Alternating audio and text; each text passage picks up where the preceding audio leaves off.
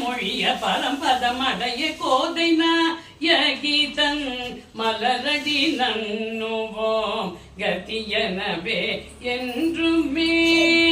வேதனாங்கில் பெரியார் விஷ்ணு சித்தம் திருமகளாய் வேதசாரம் உணர்த்தி திருவாடி பூரம் உதித்த கோதை நாயகி தன் மலரடி நன்னுவோம் கதியனவே என்றுமே.